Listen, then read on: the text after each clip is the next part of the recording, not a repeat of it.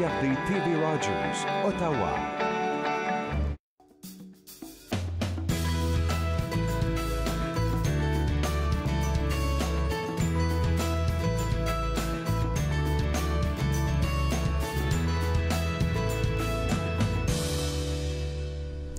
Mesdames, Messieurs, bienvenue à Entre nous, ici Jean-Paul Moreau. Catherine Marion, malheureusement, ne pouvait pas être à l'émission aujourd'hui, alors elle va vous revenir très bientôt, vous vous en doutez un tout petit peu.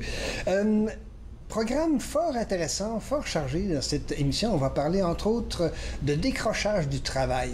Je n'en dis pas davantage, vous allez voir que c'est un sujet fort d'actualité et fort intéressant. Également, je reçois deux bénévoles de l'hôpital Montfort. On va discuter de bénévolat, une partie essentielle dans notre société, bien sûr. Et on va parler de films avec Madame Nantais. Alors donc, programme fort intéressant et je vous invite bien sûr à demeurer des nôtres tout au cours de l'heure qui s'amorce. Et pour débuter, je reçois Jean-Simon Brassard. Bonjour Jean-Simon. Bonjour. Ça va bien? Oui, très bien. Vous avez participé à un concours qui s'intitule le Mordu des mots, bien sûr, aux éditions David, dans la 9e édition qui était, comment je dirais, consacrée à l'écologie, donc les fables écologiques. Vous avez publié un texte et je me demandais pourquoi est-ce que vous avez décidé de participer à ce concours?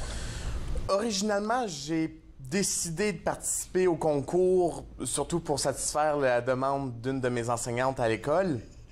Ben, je pensais que c'était pour vous satisfaire, vous. Mais c'est parce que j'étais pas certain d'avoir le temps. Parce que je fais non pas le talent. Je savais que j'avais le talent pour le faire, Parfait. mais pas nécessairement le temps de l'écrire.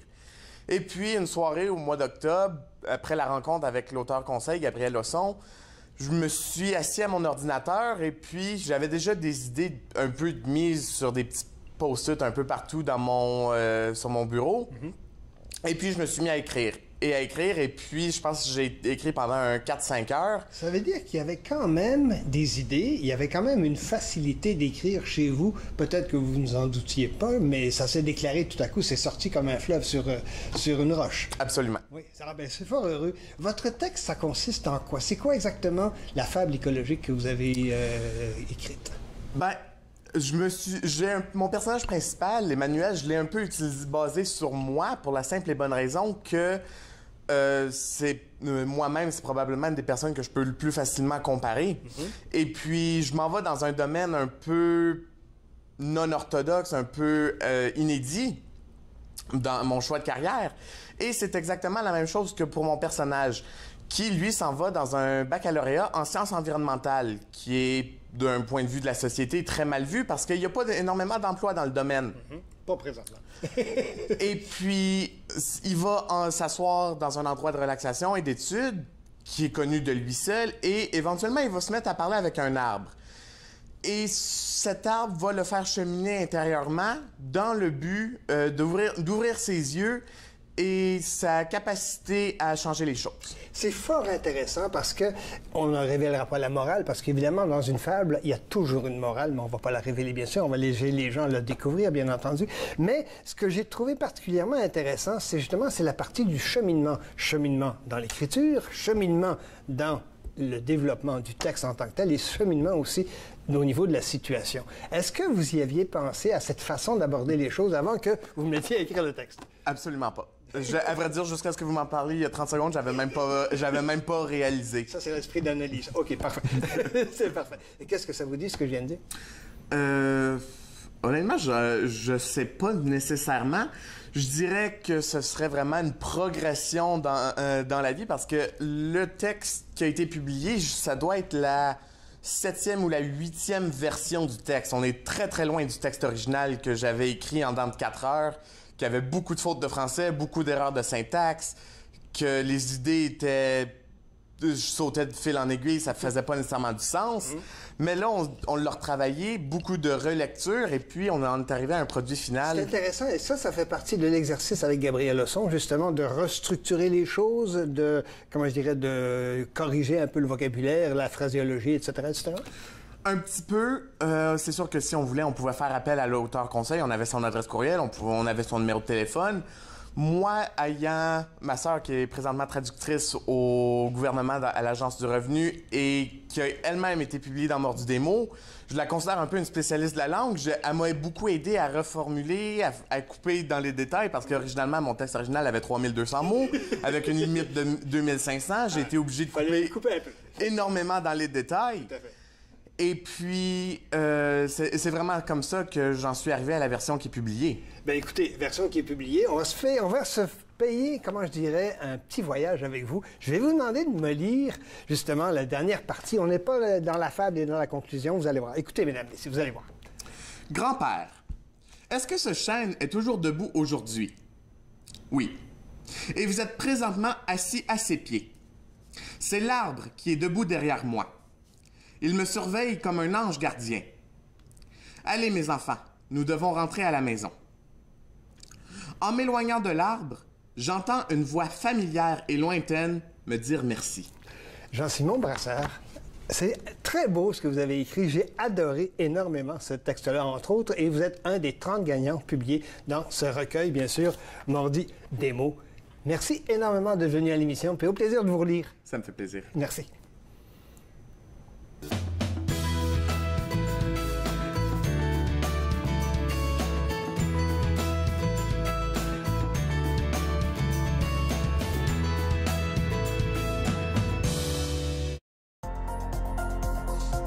L'émission suivante vous est présentée par la télétransportée Rogers.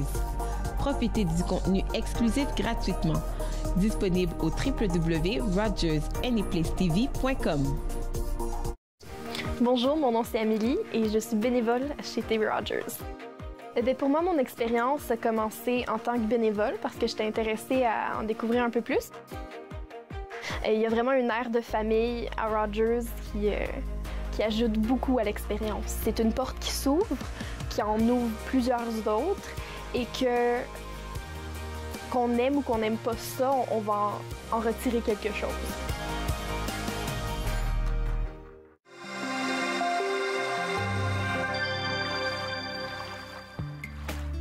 Pour manœuvrer correctement votre kayak, la posture de votre corps est un facteur très important. Tenez-vous bien droit et détendez vos épaules. C'est le torse qui accomplit la tâche. Les bras et les épaules transmettent votre énergie et votre force vers la pagaie. Assurez-vous de faire pivoter votre torse et évitez de trop courber les poignets, ce qui pourrait provoquer des tensions inutiles. Le 7 juin, les Ontariennes et Ontariens éliront un nouveau gouvernement provincial. Mes invités et moi vous présenterons en direct le dénouement de la campagne. Les résultats locaux, jeudi 7 juin, 21h, sur TV Rogers.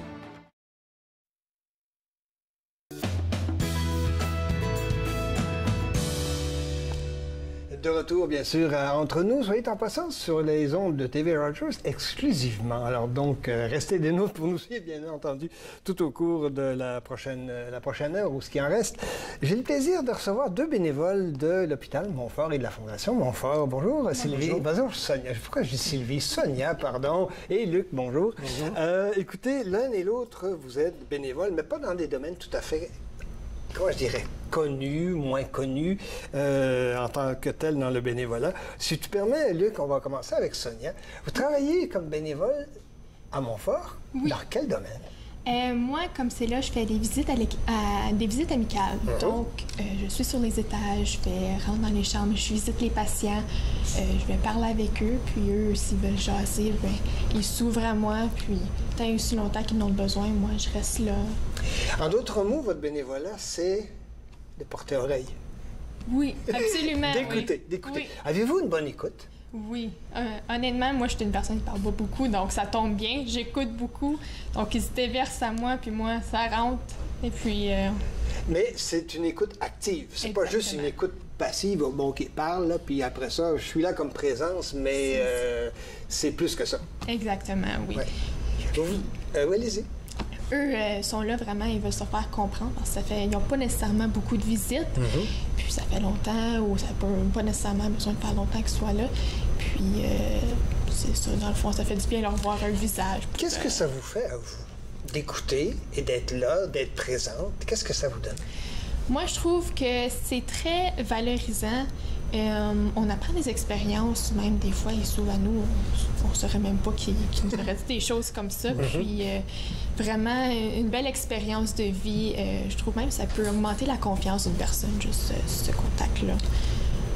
D'autant plus que vous vous destinez aux sciences infirmières, d'après ce que j'ai ouï dire dans quelques discussions d'avant-mission. Oui, exactement. Ça me fait une très bonne référence, justement, pour le postsecondaire, pour mes études. Dans quel domaine des infirmières est-ce que vous vous destinez? L'urgence, la non-urgence, la psychologie? Moi, j'aimerais ça travailler avec les petits bébés naissants, donc avec les femmes qui accouchent, donc en maternité. En maternité, c'est intéressant. Luc Gaudreault, lui, mesdames, messieurs, il travaille aussi comme bénévole, mais un peu différent, n'est-ce pas, Luc? Oui, c'est un domaine qui est peut-être pas tellement près du patient, mais par contre, en arrière-plan. Je travaille au niveau peut-être de la planification, de la coordination. Ça fait longtemps que vous faites ça? Moi, je suis à l'hôpital Montfort depuis 6 ans. Oui, oui, oui. Et qu'est-ce qui vous a fait choisir d'être en arrière du décor en tant que tel, en tant que bénévole? En d'autres mots, dans la gestion des bénévoles. On va en parler bien sûr pourquoi, mais pourquoi avoir choisi ça en particulier? C'est peut-être au niveau de ma carrière. J'ai passé ma carrière à Santé Canada, donc je connaissais le domaine hospitalier. J'ai été impliqué dans la planification, des choses comme ça.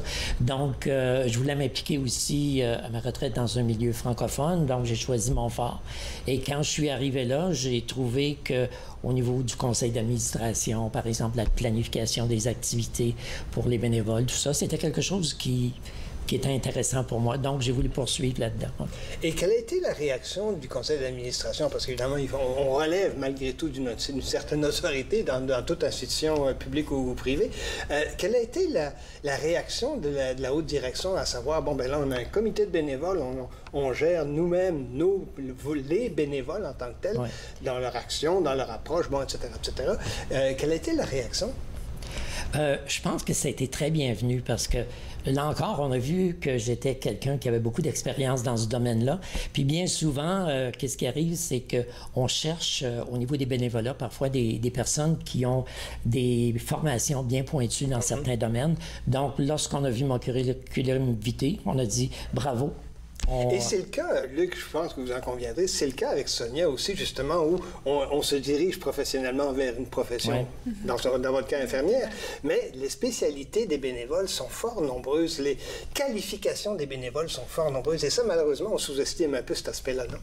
Oui, ça, c'est un fait, parce que bien souvent, les gens ne pensent pas qu'avec leur formation professionnelle ou leur expérience de vie, qu'ils peuvent réellement contribuer dans le bénévolat.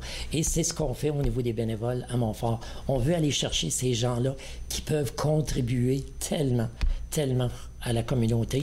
Et ces gens-là qu'on veut aller chercher, oui.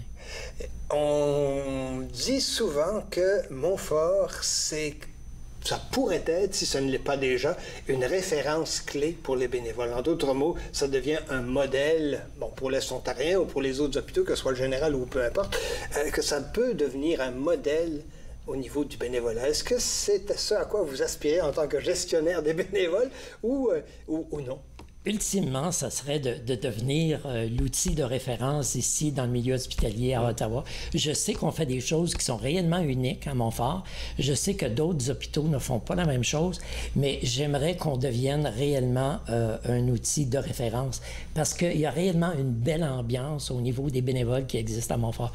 On a au-delà de 200 bénévoles et il y a un climat, il y a une chaleur humaine qui existe. Les gens ont hâte de venir faire leur corps de travail. Je ne sais pas si c'est un peu, parce qu'ici à TV Rogers, bien sûr, aussi on a des bénévoles, il y a une nécessité de former un esprit de corps, un esprit d'équipe. Est-ce que c'est un peu dans la même perspective que s'installe aussi Montfort et Sonia et tous les autres bénévoles?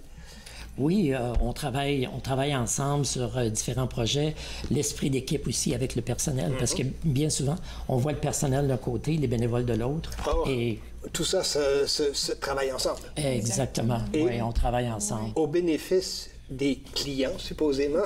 Oui. Parce qu'ultimement, c'est le client qu'on veut essayer de faciliter son passage à l'hôpital, que ce ne soit pas une expérience qui soit stressante. On veut que tout se passe bien.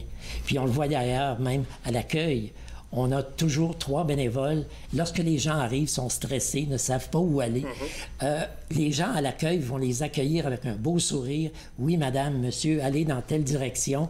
Et même, on va aller jusqu'à les reconduire à l'endroit. Parce que c'est trop compliqué. Parce que parfois, je vous avoue, parfois, je suis pas allé très souvent à Montfort, mais parfois, c'est pas facile de s'y retrouver dans tous les corridors et toutes les ailes, et c'est un peu normal, c'est quand même une grosse institution, bien entendu.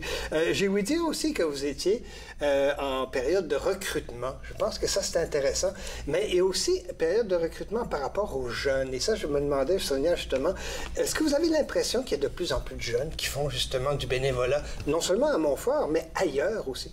Oui, absolument. Mais dans le fond, en Ontario, c'est une nécessité de compléter 40 heures de bénévolat pendant le secondaire.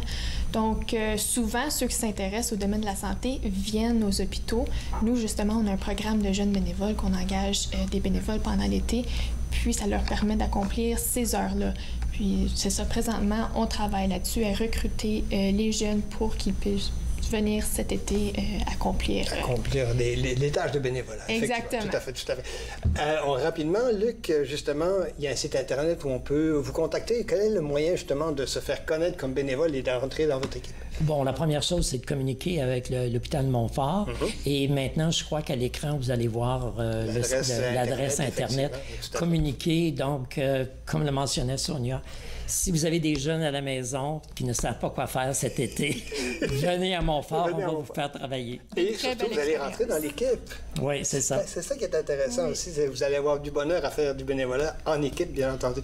Sonia Lévesque et Luc Gaudreau, merci énormément d'être passés à l'émission et au plaisir de se recroiser. Merci. Oui, merci à vous. Merci. Après la pause, bien sûr, on parle... Attendez que je me retrouve. Oui, on parle avec Carole. Oui, c'est ça exactement, tout à fait, avec Carole, pour justement... comment je dirais? Expérience de travail. Tout ça, bien sûr, exclusivement entre nous, exclusivement à TV Rogers.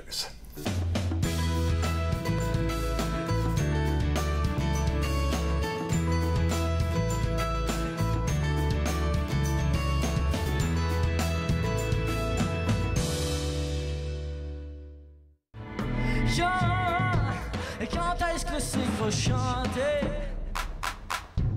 Dans combien de murs de suite on va se planter? C'est le désert au parterre. La grosse femme s'époumonne et refuse de se taire. Vents illusoires.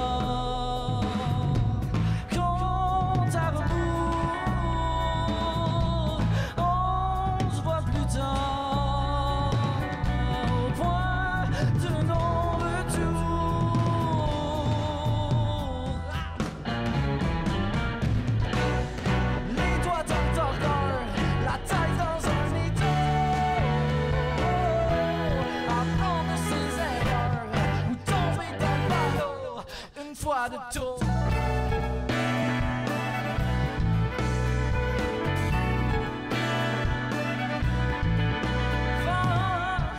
Vent du rêve, pas de la déprime. En gros plan ralenti, comme dans les tu peux faire ton cinéma. Dis-toi que la vérité, elle te ment.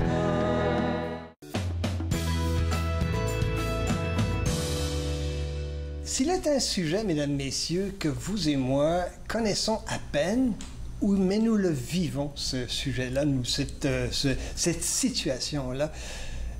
Bonjour, Carole Thériault. Bonjour, comment ça va? Ça va très, très bien. On se permet de se tutoyer? Absolument, absolument. Carole, je ne suis pas du type, moi, à me promener tout le temps avec mon cellulaire, ma tablette, etc., etc. Parfois, j'ai du papier. Parfois, j'ai d'autres choses. Mais il y a une chose que l'on va apprendre avec toi ce matin, c'est que, justement, il faut savoir décrocher du travail. Oui. C'est essentiel pour se clarifier l'âme, le corps, les yeux, en fait, tout ça. Est-ce que je me trompe? Ah non, non, tu ne te trompes pas, c'est vraiment quelque chose d'essentiel. Est-ce que toi, quand tu prends tes vacances, tu as une facilité à décrocher du travail?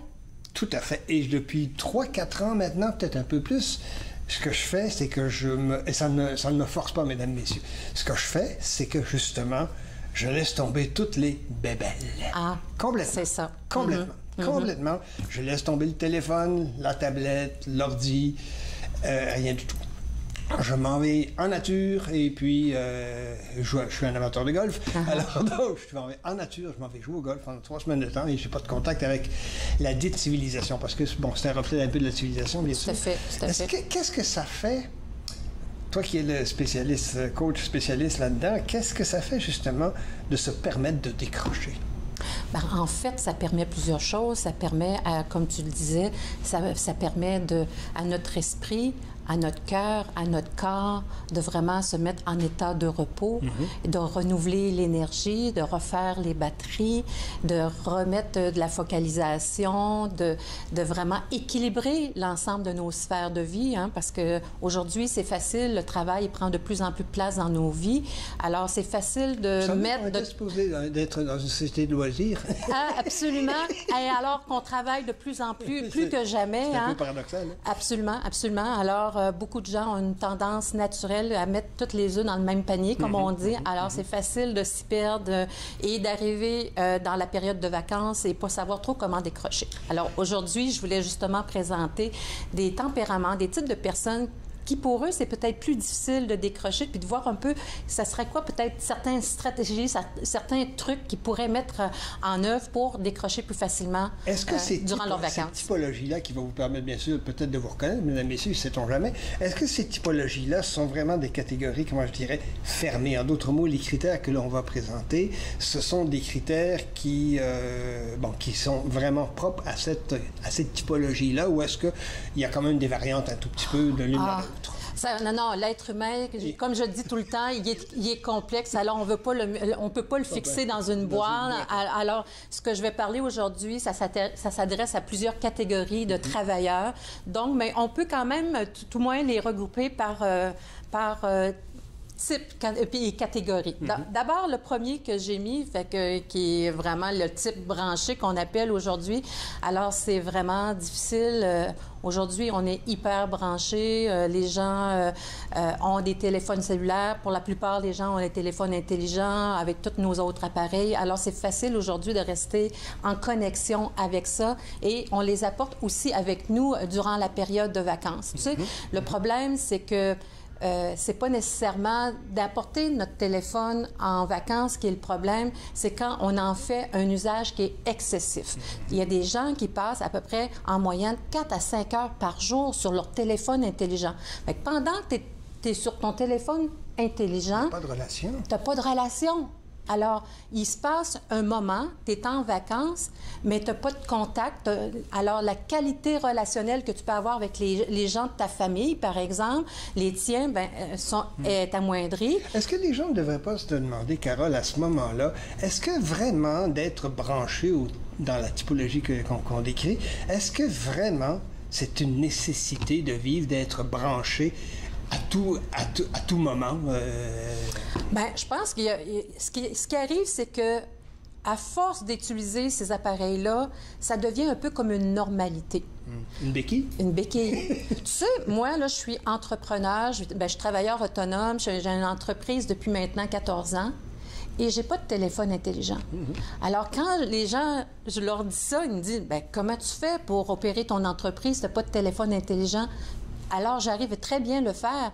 Alors, donc, c'est parce qu'on apprend à vivre avec ça. Puis à un moment donné, ça devient comme quelque chose de naturel. Hier, j'étais en présence d'une amie. Tout d'un coup, on était en train de jaser, puis whoop, un téléphone arrive, elle écrit un email à la personne.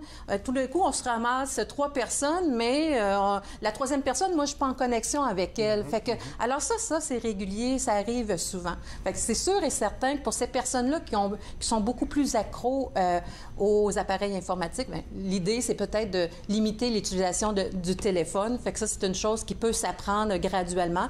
Quand on est au travail, on n'est pas toujours branché sur notre téléphone, par exemple. Fait que donc, on va fermer notre téléphone pour des périodes de temps. Fait que on peut utiliser la même stratégie durant nos vacances, puis décider, par exemple, que quand on est en repas avec la famille, on consacre tout le temps avec les gens qui sont avec nous. La même chose si on fait une sortie. On peut vraiment décider consciemment et volontairement qu'on va limiter l'utilisation de notre téléphone cellulaire. C'est quelque chose qui peut se faire, puis il ne va rien arriver de grave. On ne va pas mourir. Non, on ne va pas mourir. C'est Oui, c'est ça. Est-ce qu'on peut passer au deuxième type? Absolument, absolument. Après ça, on a les gens qui sont de nature inquiète. Alors là, moi, je les ai mis dans la nature inquiète, puis je parle... Êtes-vous inquiète, mesdames, messieurs?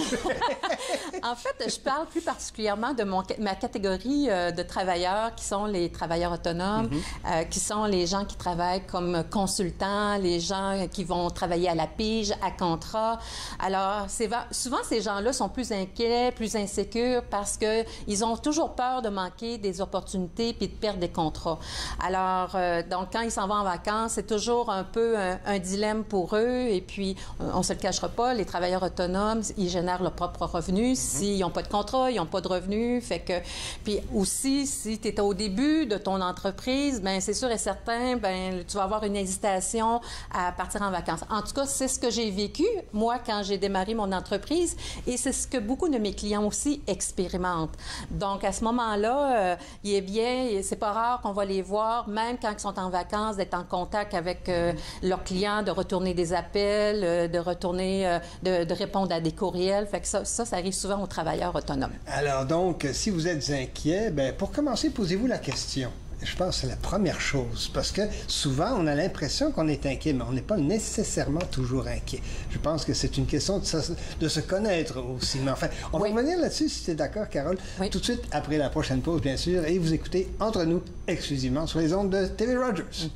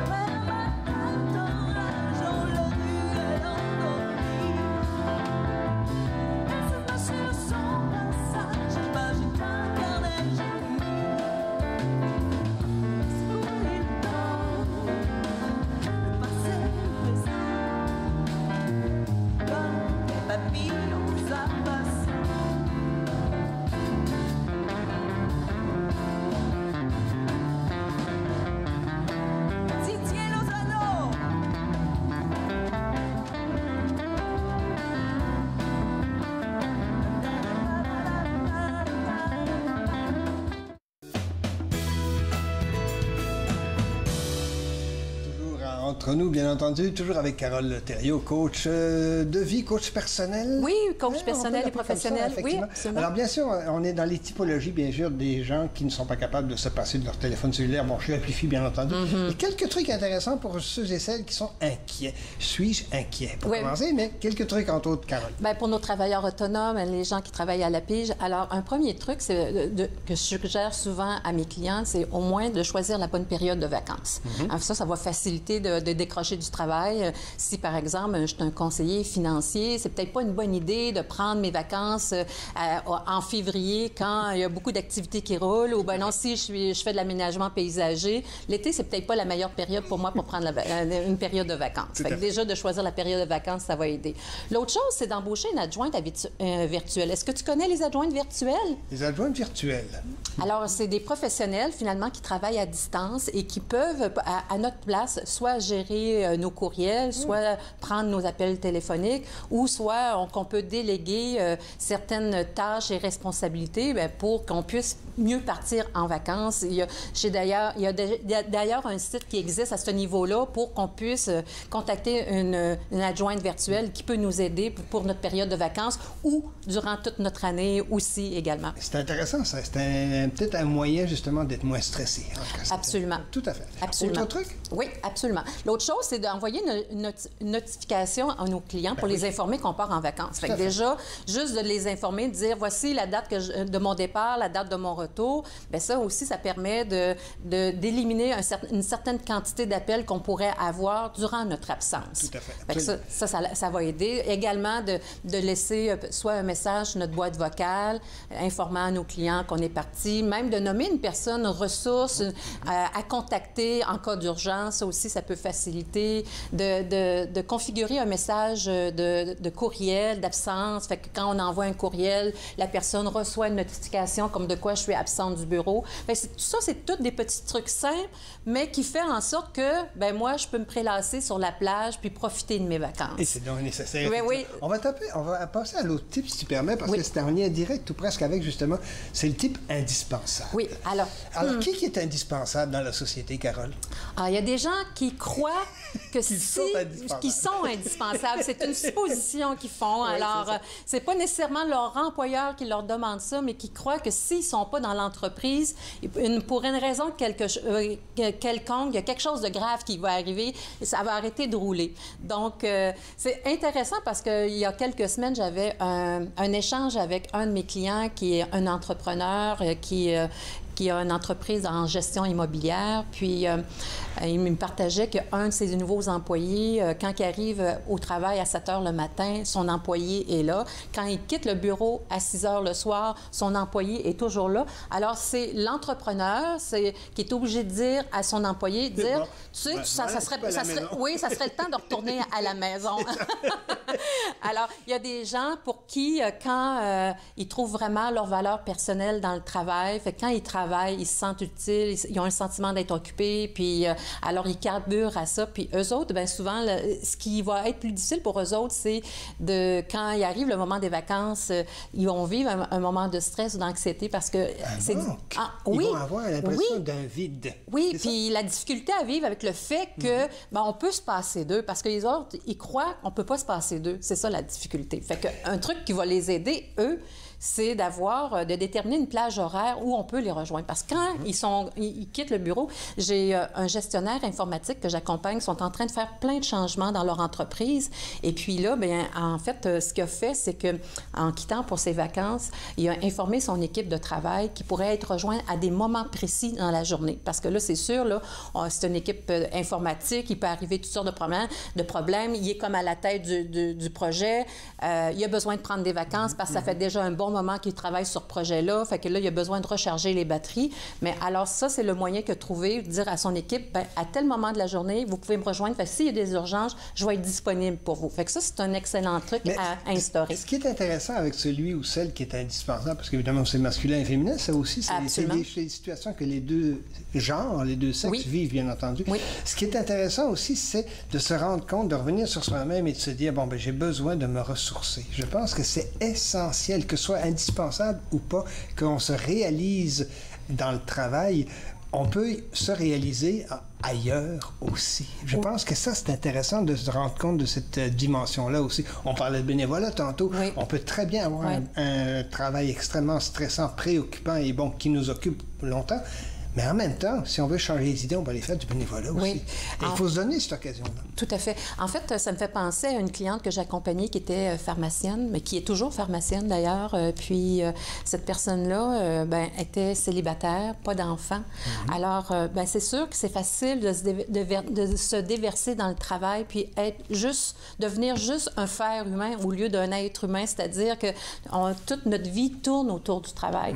Mais il y a un apprentissage à faire aussi de vraiment être en mesure de pouvoir se déconnecter du travail pour justement, comme on disait tantôt, de faire un équilibre dans sa vie, de mettre son énergie, son temps sur d'autres sphères de vie. Parce que quand la retraite arrive, puis que notre vie a été juste autour du travail, qu'est-ce qu'on fait? Il y a un grand sentiment de vide qui peut arriver, puis là, il y aura tout un travail de rééquilibrer sa vie pour reprendre un mieux-être dans sa vie. Donc, c'est vraiment important. Pas, tu me corrigeras si je fais erreur, Carole, mais ça n'empêche pas, quand on prend du recul, quand on arrête un petit moment, ça n'empêche pas de se réaliser. C'est de ça aussi qu'il faut se rendre compte, c'est que même si on fait face potentiellement à une absence de travail, on peut se réaliser à d'autres choses. On peut très bien se réaliser en lisant un bouquin ou, je sais pas, en allant se promener, faire du vélo ou peu importe, ou du bénévolat. Il y a d'autres moyens de se réaliser aussi. J'ai l'impression que notre civilisation ne nous permet pas de nous rendre compte qu'on peut se réaliser autrement aussi que strictement et uniquement par le travail. En fait, pour moi, se réaliser, ça passe aussi aller à la rencontre de soi. Aussi. Fait que donc, si je suis toujours dans le faire, puis je suis toujours comme en train de mettre toute mon énergie sur le travail, des fois, là où il peut y avoir un manque, c'est d'aller à ma propre rencontre, d'aller me visiter, d'aller d'aller se visiter, d'aller se donner des rendez-vous avec soi pour faire le vide. Parce que quand on fait le vide, il y a quelque chose qui peut nous habiter.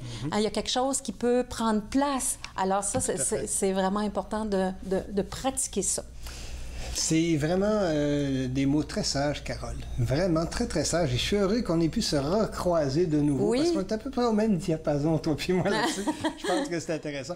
Bien sûr, on pourrait parler du bureau de travail, on pourrait parler de l'hyperactivité, bien sûr. Malheureusement, le temps nous manque. Carole Thériault, un réel plaisir de t'avoir de nouveau à une émission, puis qu'on a pu de nouveau se croiser. Mesdames, messieurs, vous regardez bien sûr Entre nous, exclusivement à TV Rogers. Et encore, merci, Carole. Merci et bon été.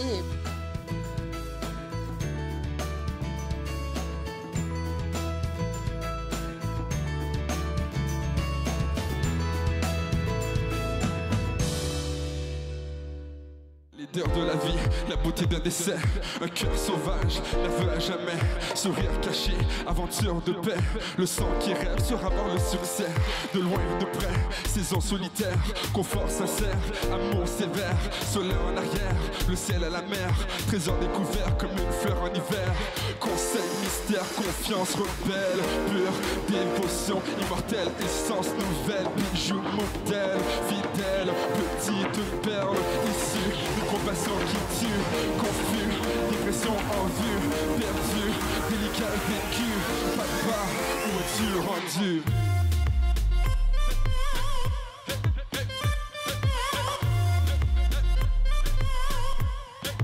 Où es-tu rendu? On tape.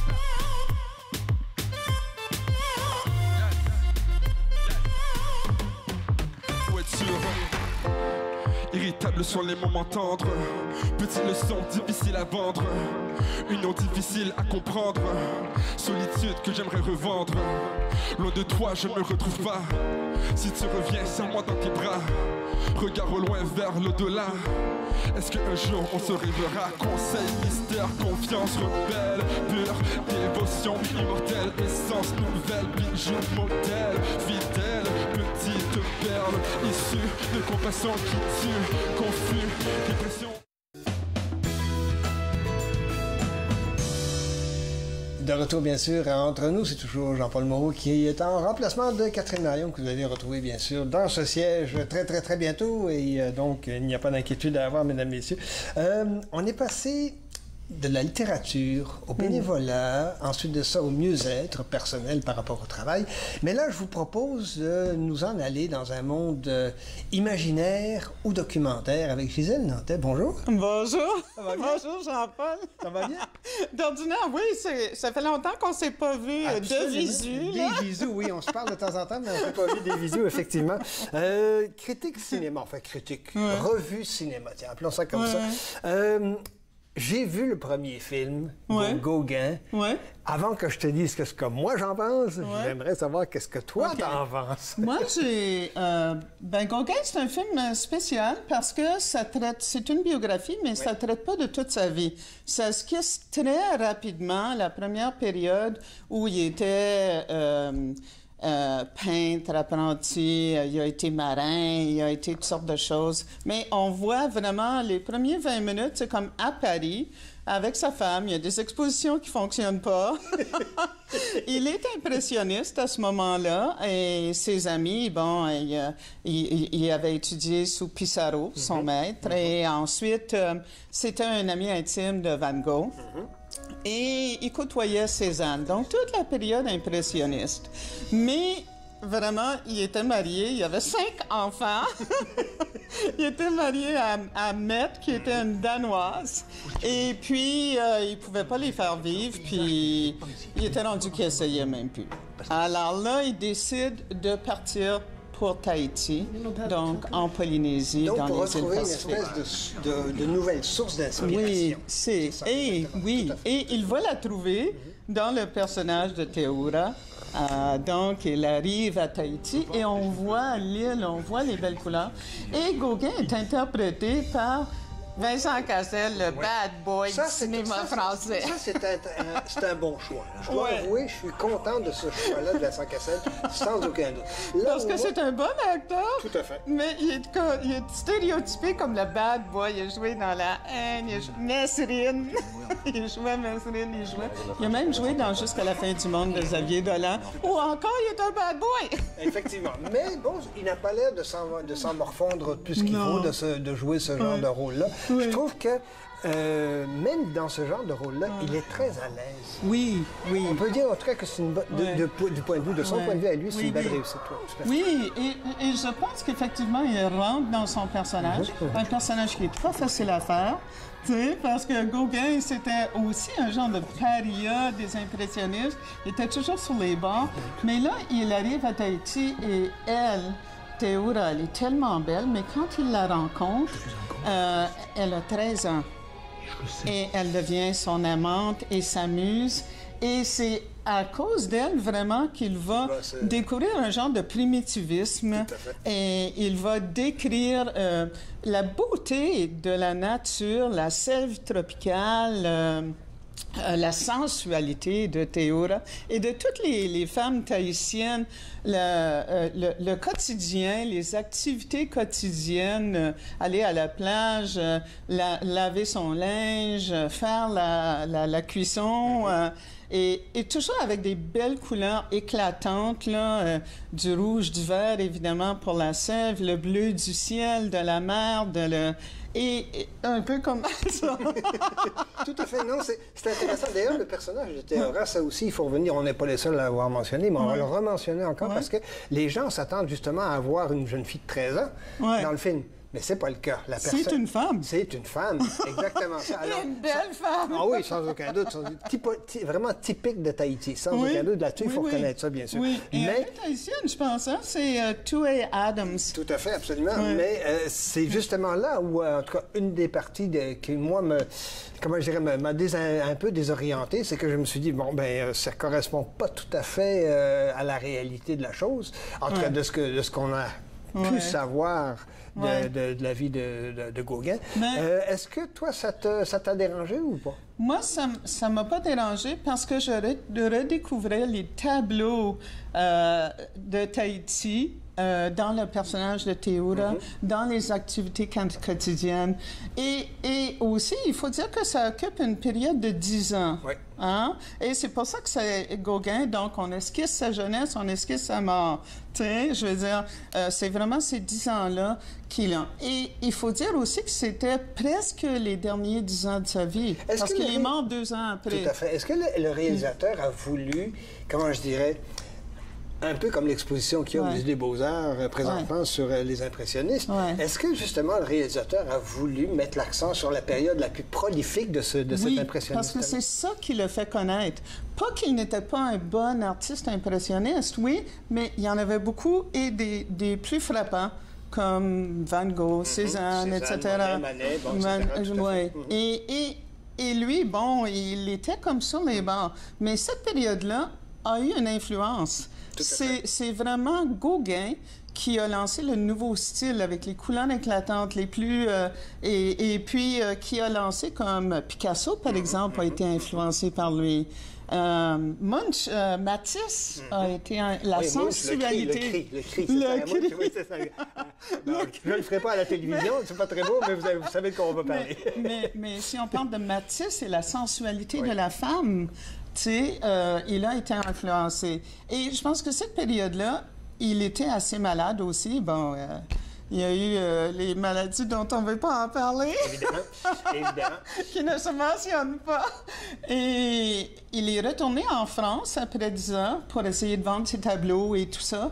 Et c'est là qu'il a connu le succès. Oui, et là, il a connu, et là, il a été reconnu comme un artiste, mais il est retourné en Polynésie pour essayer de... Est-ce qu'il y a une période, dans la peinture de Gauguin, il y a une période, c'est la période tahitienne, bien sûr, il n'y a pas que fait comme, je ne sais pas moi, comme d'autres peintres, la période rose et la période bleue. Là. Non. Lui, c'est une période. Mais il a fait des sculptures aussi. On oublie qu'il faisait un peu de tout. Il faisait de la peinture. Il essayait de vivre comme il pouvait parce qu'il n'y avait pas beaucoup d'argent. Et les gens à Tahiti n'achetaient pas ses tableaux.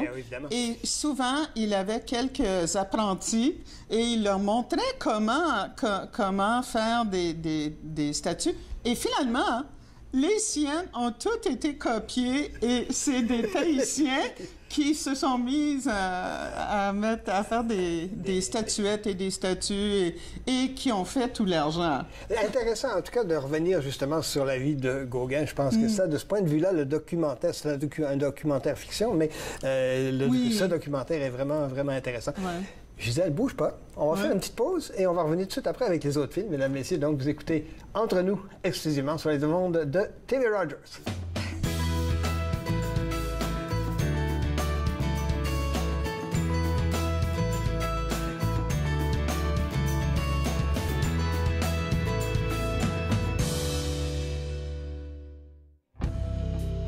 Tout seul dans notre chambre, je te jure que rien n'est drôle. Les saisons changent, mais moi je reste pareil, comme une feuille à l'automne. Je suis en manque de sommeil.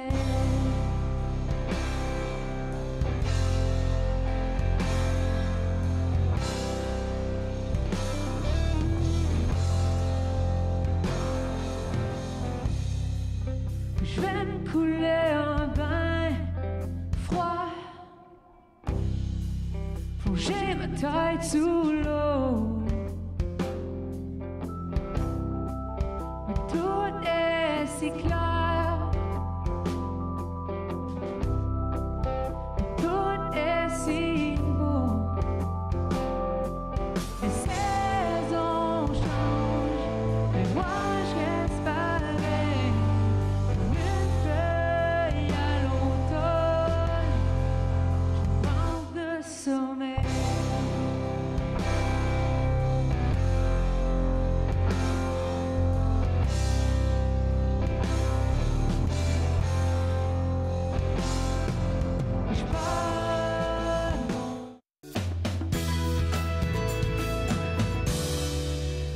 De retour, bien sûr, entre nous, toujours avec Gisèle Nantais, spécialiste du cinéma. Et là, on va aborder un film, La Chute de Sparte. Bon, quand on parle de Sparte, moi, bien sûr, ça me fait penser aux Grecs. Bien sûr, ça me fait penser au cheval de Troie, bon, etc. Avec toute la mythologie qui entoure tout ça, bien Achille, sûr. Avec Achille, et voilà, effectivement, tout à fait. Hector, voilà, effectivement, et le talon, évidemment, bien sûr. Et le cheval, bien entendu.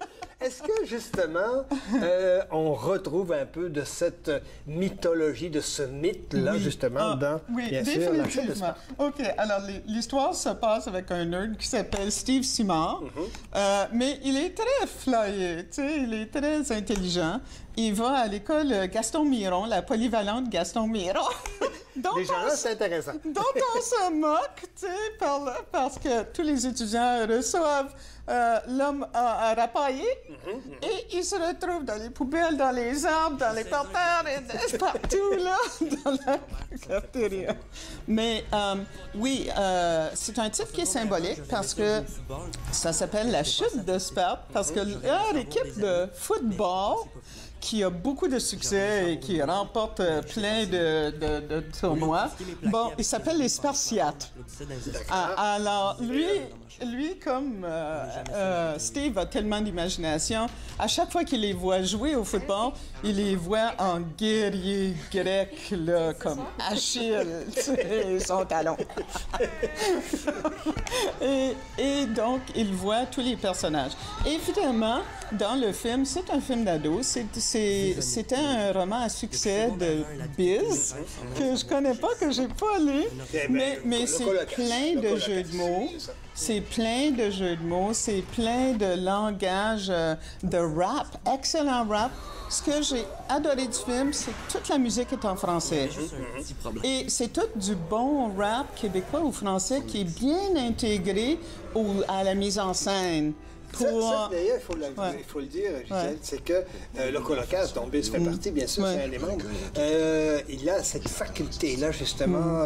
Il est très, comment je dirais, très catégorique, très systématique dans son approche littéraire. Oui. Est-ce qu'on voit justement cette approche littéraire-là dans ce film-là?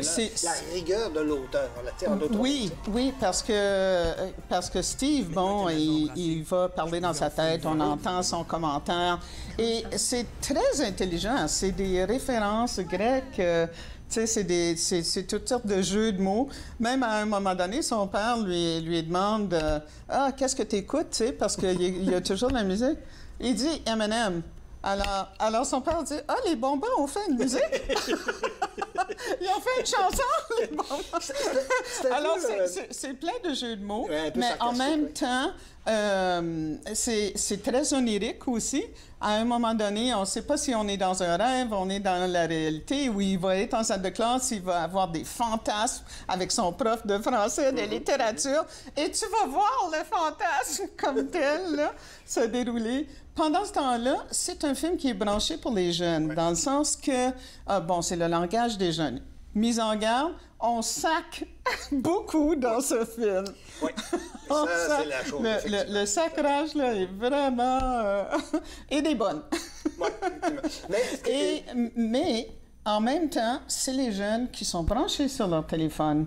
Alors, les textos revolent partout et les parties sont wild, des parties, donc des mascarades, là, des choses comme ça. C'est vraiment un milieu très wild. On va avoir la blonde, celle qu'il aime.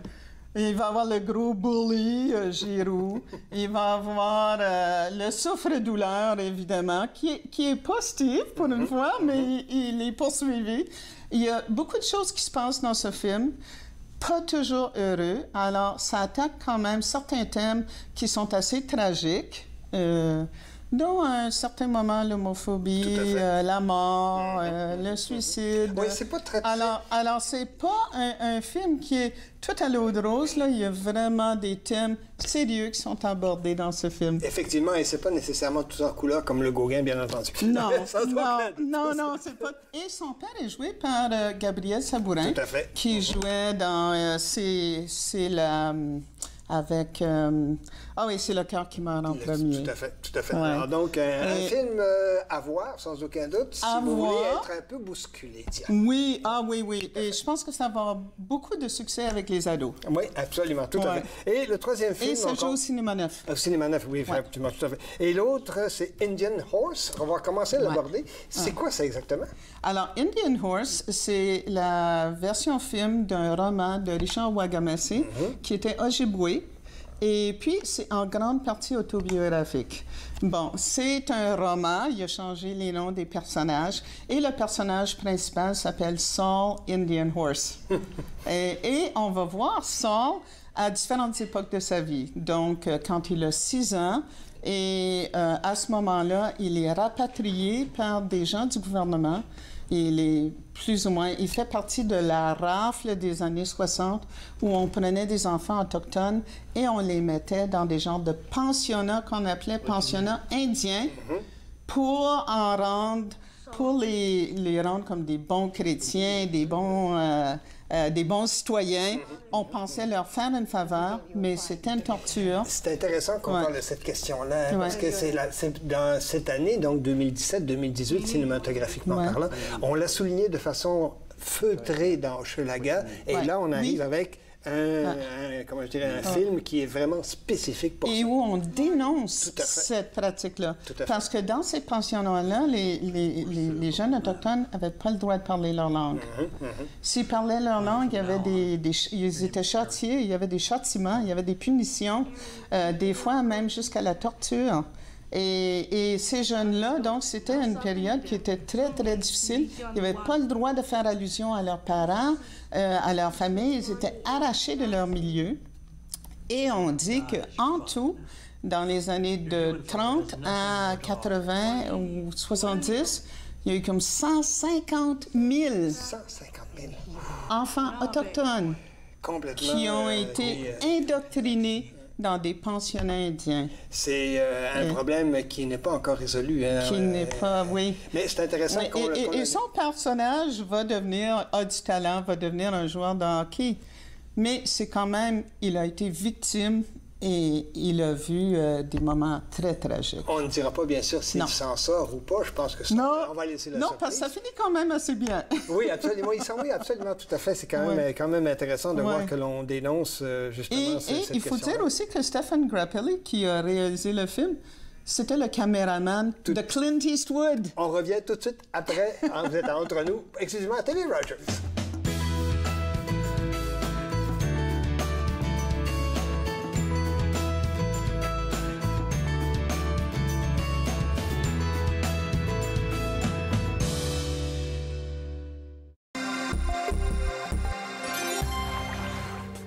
Un gilet de sauvetage ou un vêtement de flottaison individuel bien ajusté gardera l'utilisateur bien à flot, mais il importe de choisir la bonne taille.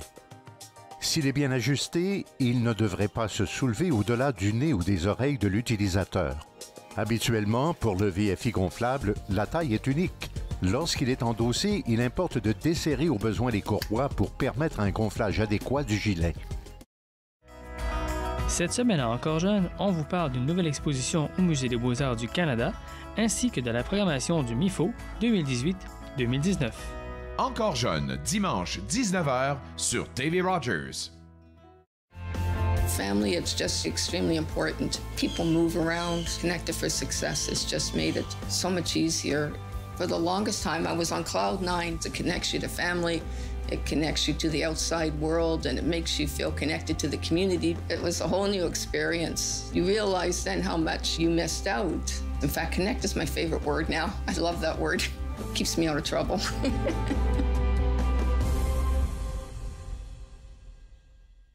TV Rogers a réuni pour vous les candidats de la circonscription Glengarry Prescott Russell afin d'entendre leur programme électoral. La campagne locale, débat des candidats de Glengarry Prescott Russell, ce soir 18h sur TV Rogers. Et nous sommes justement de retour entre nous, toujours avec Gisèle Nantin. On va conclure, Gisèle, justement sur Indian Horse. Tu voulais mentionner des trucs particuliers en ce qui concerne l'auteur? Alors, Stéphane Grappelli, Campanelli. Je mets les influences. Grappelli, c'est le violoniste. C'est le violoniste. C'est ça, exactement. Stéphane Campanelli était le caméraman et cinématographe de Clint Eastwood pendant 22 ans. Oui, Il a réalisé tous les films à partir de Bridges of Madison County jusqu'à maintenant. Et Richard Wakamese a participé au scénario, mais il est décédé avant la sortie du film. Dommage. Alors, ça joue au Bytown en fin de semaine et au Saint-Laurent aussi longtemps que ça marche. Ah, ben écoutez, c'est parfait. Alors, Gisèle, on a parlé bien sûr de Gauguin, on a parlé de la chute de Sparte et on a parlé de Indian Horse. Oui. Merci énormément, Gisèle. Ben, toi aussi. Heureux d'avoir pu croiser le fer avec toi. C'est fun d'échanger avec quelqu'un qui est en connaissance de cause. À peu près. Merci beaucoup, Gisèle. Et puis, mesdames, messieurs, bien sûr, on vous donne rendez-vous pour la prochaine édition de Entre nous avec Catherine Marion, cette fois probablement. Et je vous invite personnellement, si vous préférez, je vous invite également à écouter Encore jeune. C'est une autre émission que TV Rogers vous propose. À la prochaine. Merci. Bye. Faites-nous part de vos commentaires en composant le 613-521-2323 par courriel sur Facebook et Twitter.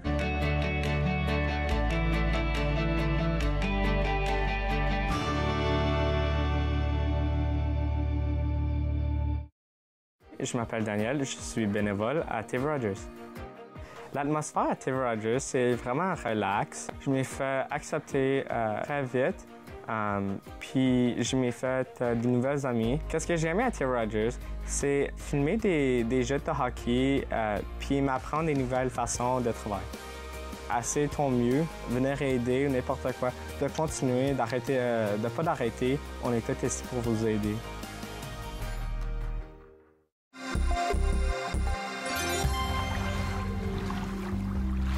Les voies maritimes pour les bateaux motorisés, surtout ceux à fort tirant-eau, sont habituellement démarquées par des balises.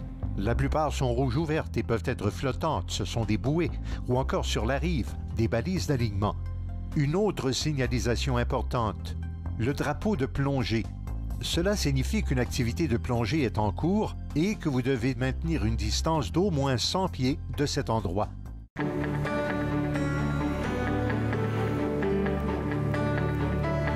Regardez TV Rogers, Ottawa.